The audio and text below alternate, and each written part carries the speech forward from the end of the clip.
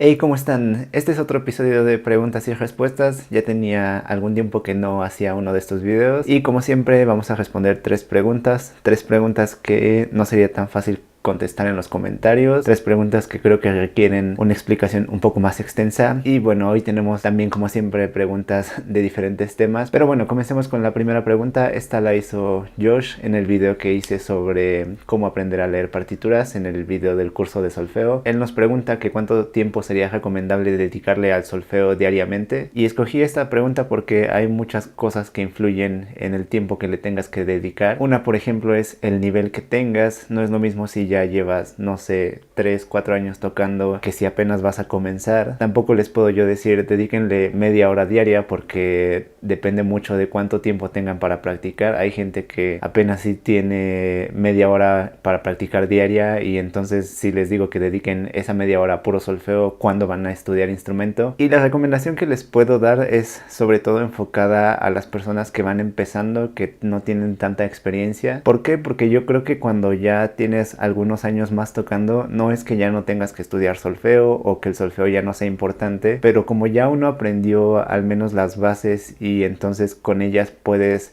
abordar la mayoría de las dificultades del repertorio, se vuelve menor la cantidad de tiempo que tienes que dedicarle al solfeo de manera aislada, porque ya mucho lo practicas en tus piezas, y solamente que tengas alguna dificultad rítmica muy específica, no sé, como un 3 contra 2 o un 4 contra 3, entonces puede ser que te sirva hacer algunos ejercicios de solfeo para mejorar tu pieza. Pero bueno, la recomendación entonces para quien va empezando, yo siempre he pensado que hay tres aspectos básicos que uno tiene que cuidar, aprender cuando comienzas con el instrumento. Una es obviamente el instrumento, practicar en el piano. La segunda es el solfeo y la tercera es las cuestiones de armonía o de teoría que no tienen tanto que ver con solfeo, cosas como acordes, como escalas, todo eso. Y yo diría que sea cual sea la cantidad de tiempo que tengas para dedicarle al estudio, dividas esa cantidad de tiempo entre tres en partes iguales, porque creo que las tres cosas son muy importantes. Hay gente que cuando empieza le dedica todo el tiempo a practicar en el instrumento,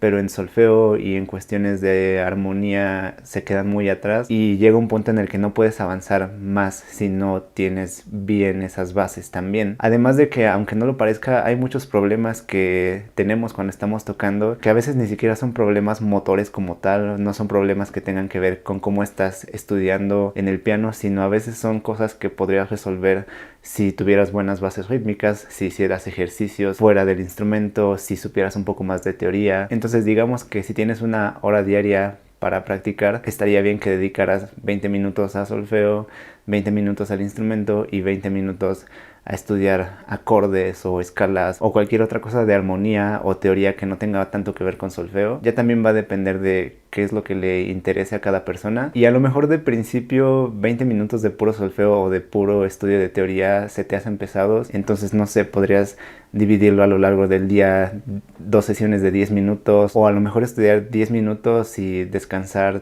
irte a dar una vuelta 5 minutos y regresar y hacer otros ejercicios de solfeo en otros 10 minutos. Pero el punto es que no se descuide esa parte. Entre más rápido avances en la cuestión de lectura de las partituras, en la lectura del ritmo, en todo eso, al principio va a ser más fácil que puedas tocar cosas en el instrumento. Como ya les había dicho, he visto gente que tiene cierta habilidad digital ya bastante desarrollada, pero que rítmicamente no saben bien lo que están haciendo, y entonces a veces por esas cosas que son más teóricas no pueden tocar repertorio que sus dedos realmente sí estarían aptos para tocar. Y bueno, para quien ya está más avanzado, como ya había mencionado, creo que ya no es tanto que le dediques un tiempo diario al estudio del solfeo, sino que si tú te das cuenta que en tus piezas o al tocar con otros instrumentos tienes alguna dificultad muy específica, entonces puedes agarrar esa dificultad y tratar de hacer ejercicios que te ayuden a resolverla. Pero ya va a depender de cada caso. En mi escuela, por ejemplo, ahora están dando una clase que es de rítmica avanzada, sobre todo enfocada para los instrumentistas que tocan música contemporánea, música del siglo XX y XXI,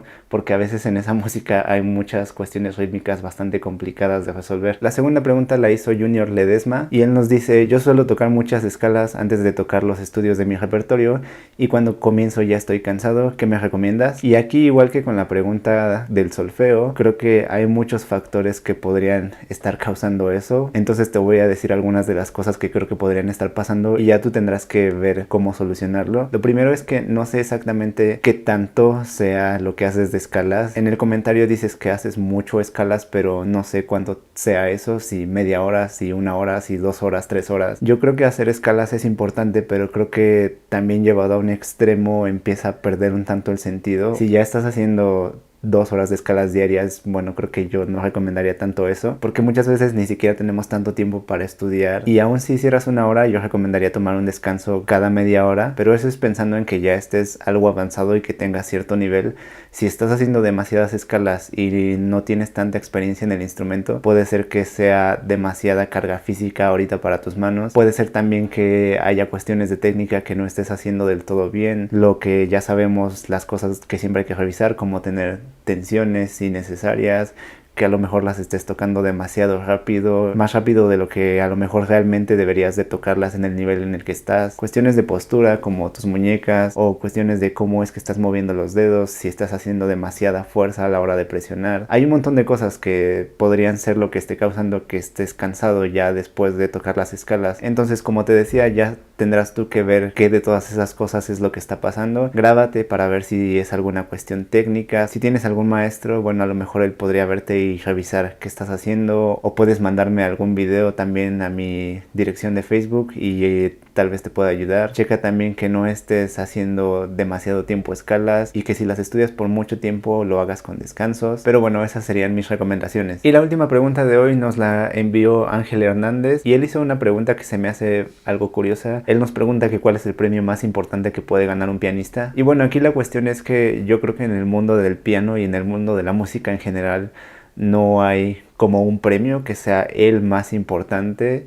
No es como a lo mejor en ciencias que está el premio Nobel, o en literatura también, o como en periodismo que está el Pulitzer. Y es que lo que pasa en el mundo musical es que hay muchísimos concursos, tanto a nivel internacional como a nivel nacional. En el caso del piano, por ejemplo, está en el concurso Tchaikovsky, está en el concurso internacional de Chopin, que en mi opinión son 2 de los concursos más grandes que hay y tal vez 2 de los más importantes, pero hay muchos otros. También está el concurso de Liszt, en Estados Unidos está el Van Cliburn, apenas fue el concurso internacional de Leeds, también está el concurso Arthur Rubinstein, también está el Ferruccio Busoni, o también está el Reina Elizabeth. Aquí en México, por ejemplo, 2 de los más importantes que tenemos son el Angélica Morales, que se hace aquí en la Ciudad de México, y el José Jacinto Cuevas, que de hecho va a ser en noviembre y que se hace en Mérida. Pero bueno, entonces tenemos todos estos concursos y creo que no hay uno en el que todo el mundo esté de acuerdo que es el más importante. Digo, tal vez el Tchaikovsky y el Chopin son de los más grandes, pero aún así muchas veces los pianistas que se hacen famosos hoy en día o que consiguen tours internacionales ganan no uno sino varios de estos concursos. Y además también está la cuestión de que hay mucha gente que es muy conocida internacionalmente que realmente nunca ha ganado un concurso de estos. Por ejemplo, Lang Lang, aunque sé que sí participó en algunos concursos, sobre todo cuando era más joven, él no ganó ninguno de estos concursos que mencioné. Que yo sepa, Yuha Wang, por ejemplo, que también es uno de los nombres más grandes ahorita, tampoco ganó ninguno de estos concursos que yo mencioné. Y así hay muchos pianistas que también han sido muy buenos y muy reconocidos que no necesariamente han ganado un concurso. Pero bueno, resumiendo entonces, lo que diría es que más allá de que haya un premio muy importante que pueda ganar un pianista, yo creo que lo difícil es tener el reconocimiento tanto del público en general como, digamos, del público especializado, de los que estudiamos piano, de los que son maestros, como del ámbito académico, porque por ejemplo hay pianistas como Lang Lang que son muy queridos por el público en general, por mucha gente, y que también son muy odiados a veces en el ámbito académico. Yuha Wang, por ejemplo, también a veces ha sido un tanto controvertida con la gente que